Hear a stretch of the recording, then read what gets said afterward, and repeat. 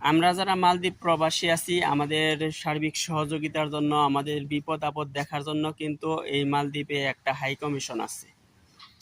তো তারা বিপদ আপদ আমাদের দেখে, কিন্তু সেটাকে দেখা বলে না। যে বিপদ আপদ দেখে সেটা আমাদের পিছন দিয়ে বাঁশ দিয়েছে। এরকম হাই কমিশন থাকলে আর কিছু দরকার হয় না। মালদ্বীপে যে হাই কমিশন আছে, এই হাই কমিশন আমাদের দরকার নাই। এই হাই কমিশন শুধু আমাদের নামের হাই কমিশন। এই হাই কমিশন দিয়ে আমরা কি পাইতেছি? মূলত যে ধরনের সহযোগিতা পাওয়ার কথা, যে ধরনের হেল্প পাওয়ার কথা, সে ধরনের হেল্প পাইতেছি মোটেও না। মালদ্বীপের হাই কমিশন আমাদের মনে করেন কোনো কাজে লাগে না। এই হাই কমিশনের যে দায়িত্ব, কি দায়িত্ব পালন করতেছে? বাংলাদেশ হাই কমিশনের মূলত যে দায়িত্ব, সেই দায়িত্ব কোনো দায়িত্বই পালন করতেছে না। এই ধরনের হাই কমিশন আমাদের থাকার চেয়ে না থাকাই ভালো। কারণ কেন বললাম?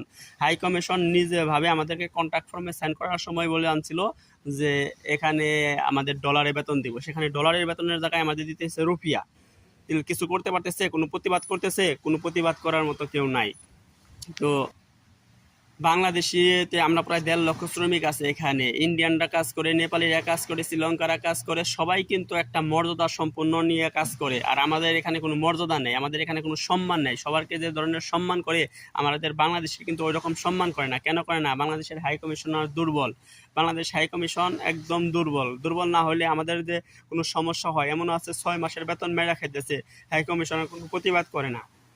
যেহেতু হাই কমিশন এখানে আছে, আমাদের সুখ দুঃখের পাশে থাকার কথা, সেহেতু তারা কোনো প্রতিবাদই করে না। হাই কমিশনের কাছে পাসপোর্টের কোনো সংক্রান্ত তথ্য নিয়ে গেলে বা কোনো বিপদ আপদের জন্য গেলে যদি টাকা পয়সা লাগে, তারাই তো আমাদের কাছ থেকে রুপিয়া নেয় না, ডলার ছাড়া নেয় না। এই হাই কমিশনের কী দরকার? এই হাই কমিশন থাকার চেয়ে না থাকা অনেক ভালো। এই হাই কমিশন শুধু নামে। এই হাই কমিশন কি জানে না যে মালদ্বীপের প্রবাসীরা আজকে থেকে সমস্যায় ভুগতেছে? অনেক অনেক আগে থেকে সমস্যায় ভুগতেছে। কোনো সমাধান করতে পারছে?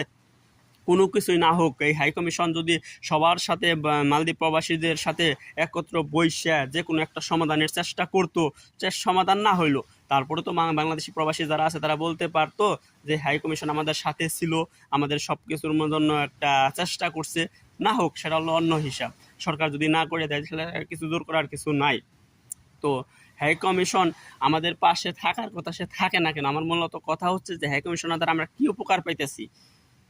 তা আমরা এই যে এত কুত্তার মতো ঘেউ ঘেউ করতেছি, হাই কমিশন শুধু এর আগে একটা বিজ্ঞপ্তি দিছিল, আমরা মত বিনিময় সভা করব, তাদের শেষ একটা মেসেজে একটা অপশন লিখে তাদের দায়িত্ব শেষ। এই ধরনের হাই কমিশন থাকার চেয়ে আমাদের না থাকা দরকার। দরকার নেই এই ধরনের হাই কমিশন। কি ধরনের সুযোগ সুবিধা পাইতেছি? কোন ধরনের সুযোগ সুবিধা পাইতেছি? তাদের সাথে কথা বলার মতো সাহসই আমাদের নাই। হাই কমিশনের এখানে গেলে আমাদের মতো কুত্তার মতো ছাও ছাও করে ওখান থেকে তাড়িয়ে দেয়। ওই ধরনের হাই কমিশন কি দরকার আছে আমাদের? কোনো দরকার নেই।